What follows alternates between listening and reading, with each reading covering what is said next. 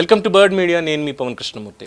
హైదరాబాద్ వైద్య రంగంలో సంచలనంగా మారిన ఒక వ్యవహారంలో దక్షిణాదిలోనే ప్రముఖ ఆర్థోపెడిక్ సర్జన్గా గుర్తింపు పొందినటువంటి డాక్టర్ ఏవి గురువారెడ్డి ల్యాండ్మార్క్ హాస్పిటల్కి చెందిన మరొక ఆర్థోపెడిక్ వైద్యుడు డాక్టర్ కె సుధీర్ రెడ్డిల మీద జూబ్లీహిల్స్ పోలీస్ స్టేషన్లో SC/ST అట్రాసిటీ నిరోధక చట్టం కింద కేసు నమోదైంది.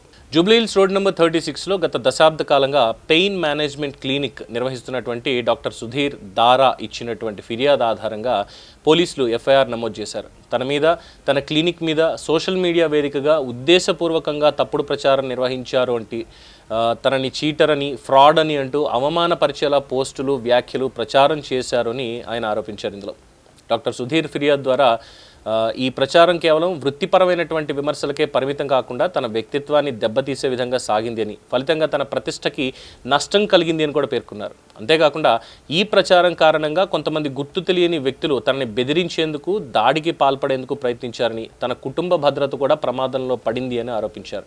ఫిర్యాదులో ఇంకొక కీలకమైనటువంటి అంశం ఏంటంటే, తన సామాజిక వర్గాన్ని లక్ష్యంగా చేసుకుని అవమానకర వ్యాఖ్యలు, వేధింపులు జరిగాయి అని పేర్కొన్నారు. అందుకే సాధారణ క్రిమినల్ సెక్షన్లతో పాటుగా SC/ST అట్రాసిటీస్ చట్టం కింద కూడా కేసు నమోదు చేయాలని ఆయన కోరారు.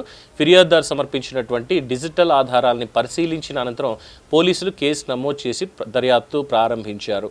అయితే ఈ మొత్తం వివాదం వెనకాల మోకాళ్ల నొప్పుల చికిత్సలో ఉపయోగించేటువంటి PRP పాలటెలెట్ రిచ్ ప్లాస్మా, ఈ థెరపీ, స్టెమ్ సెల్ థెరపీ వంటి నాన్ సర్జికల్ విధానాల మీద ఉన్న భిన్నమైనటువంటి అభిప్రాయాలు ప్రధాన కారణంగా కనిపిస్తున్నాయి. డాక్టర్ సుధీర్ దారా శస్త్రచికిత్స అవసరమే లేకుండా, అంటే ఆపరేషన్ అవసరమే లేకుండా కేవలం ఇంజెక్షన్ల ద్వారా మోకాళ్ల నొప్పులకి చికిత్స అందిస్తున్నారు. అలాగే ఇక ఆర్థోపెడిక్ సర్జన్ డాక్టర్ గురువారెడ్డి గతంలో ఈ PRP చికిత్సల ప్రభావం మీద కూడా అనేక సందేహాలు వ్యక్తం చేశారు. సోషల్ మీడియా వేదికగా అనేక ఇంటర్వ్యూలో ఆయన డార్క్ సైడ్ ఆఫ్ PRP పేరుతోటి ఈ చికిత్సల మీద విమర్శలు గుప్పించారు. అలాగే కొంతమంది వైద్యులు శాస్త్రీయ ఆధారాలు పరిమితంగా ఉన్న చికిత్సలని అతిగా ప్రచారం చేస్తున్నారంటూ కూడా ఆయన ఇక్కడ వ్యాఖ్యానించారు. అయితే ఈ విమర్శలు వైద్య విధానాలపై సాధారణమైనటువంటి అభిప్రాయాలైనా లేక ఒక నిర్దిష్ట వైద్యుడిని లక్ష్యంగా చేసుకున్నవేనా అన్నది ఇక్కడ విచారణ తేలాల్సింది.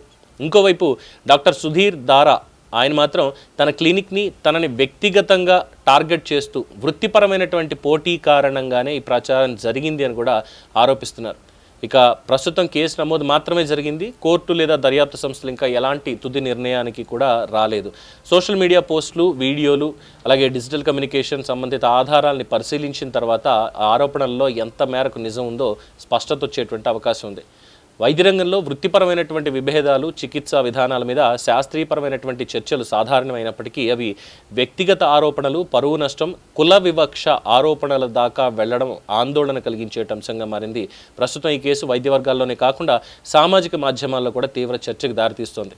ఎందుకనంటే డాక్టర్ సుధీర్ దారా పేరు నేనైతే ఇప్పటివరకు వినలేదు, అంత పరిచయం కూడా ఏమీ లేదు మనకి. బట్ గురువారెడ్డి గారిని సామాజిక మాధ్యమాల్లో ఎక్కువగా చూస్తూ ఉంటాం. అటు సినీ ఫీల్డ్కి సంబంధించే కాదు, రాజకీయ రంగంలోనే కాదు, ఎంతోమందితోటి ఆయనకి సన్నిహిత సంబంధాలు ఉన్నాయి. ముఖ్యంగా తెలుగు భాషకు సంబంధించి, అలాగే సినీ రంగానికి సంబంధించి, సంస్కృతి సాంప్రదాయాలకు సంబంధించి, పుస్తకాలు, రచనలు, సాహిత్యం వీటన్నిటికీ సంబంధించి ఆయనకున్నటువంటి ఆలోచనలు, ఆయన అభిరుచి, కళాతృష్ణ వీటన్నిటితోటి ఎప్పటికప్పుడు ఆయన లైమ్లైట్లో ఉంటారు. కేవలం వైద్యం ఒకటే కాకుండా అనేక రంగాలకు సంబంధించి, ఈవెన్ స్పోర్ట్స్ కూడా ఆయన ఎప్పుడు ఆయనకున్నటువంటి నాలెడ్జ్ని పంచుకోవడానికి, ఆయన ఆనందాన్ని పంచుకోవడానికి ఎప్పుడు ముందుంటారు. ముఖ్యంగా సోషల్ మీడియాలో చాలా యాక్టివ్గా ఉండేటువంటి one of the top most busy doctor అని కూడా చెప్పొచ్చు.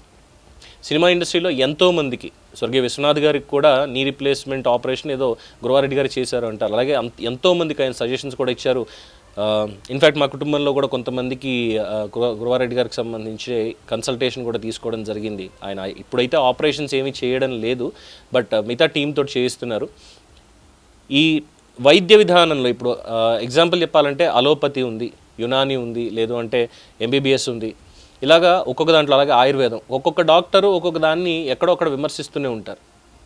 ఎక్కడొక్కడ దానికి శాస్త్రీయపరమైనటువంటి ఆధారాలు ఏమున్నాయి, లేదు అంటే ఏ దేశాల్లో దాన్ని బ్యాన్ చేస్తున్నారు, లేదంటే ఏ దేశాల్లో దానికి సర్టిఫికేషన్ అనేది లేదు వరల్డ్ వైడ్గా, వాళ్ళ జర్నల్స్ ఇవన్నీ కూడా ఎక్కడికక్కడ. అది వ్యక్తిగతంగా ఒక డాక్టర్ని పెట్టుకుని చేసేటువంటిది అయితే ఉండదు.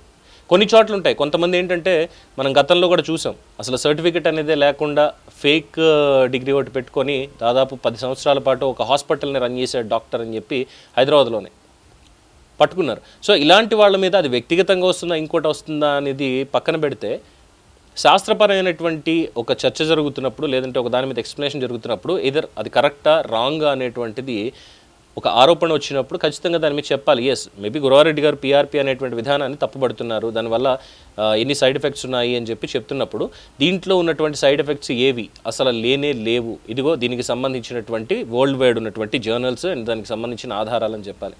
సరే, మొత్తానికి కేసు పెట్టారు. మరి ఇక్కడ ఏ విధంగా అసలు ఈ కుల వివక్ష అనేది ఎందుకు వచ్చింది అనేది రేపు పోలీసులు దీన్ని బయట పెట్టాలి. అలాగే ఆ వ్యాఖ్యలు ఎక్కడ చేశారు, ఆయన కులాన్ని కించపరిచేటువంటి డాక్టర్ సుధీర్ దారా కులాన్ని కించపరిచేటువంటి విధంగా, అందులోనూ ఎస్సీ/ఎస్టీ అట్రాసిటీ కేసు పెట్టేటువంటి విధంగా ఎక్కడ గురవారెడ్డి గారు కానీ లేదంటే సుధీర్ రెడ్డి గారిని మాట్లాడారు, ఇవన్నీ కూడా రేపన్న రోజు బయటికి రావాలి. ఇది దీనికి సంబంధించినటువంటి అంశం. అలాగే వచ్చే ఎపిసోడ్లో అసలు గురవారెడ్డి ఏం మాట్లాడారు ఏంటి అనేటువంటి విషయాలు, ఈ డార్క్ సైడ్ ఆఫ్ పీఆర్పీ అనే దాని మీద ఆయన చేసిన వ్యాఖ్యానాలు ఏంటి అనేది కూడా ఒకసారి చూద్దాం. దీని మీద మీ అభిప్రాయాలు తెలియచేయండి. చూస్తూనే ఉండండి ది బర్డ్ మీడియా. ఈ వీడియో మీకు నచ్చినట్లయితే లైక్ చేయండి, షేర్ చేయండి, సబ్స్క్రైబ్ చేయండి. మరిన్ని అప్డేట్ల కోసం మా వాట్సాప్ ఛానల్ను ఫాలో చేయండి.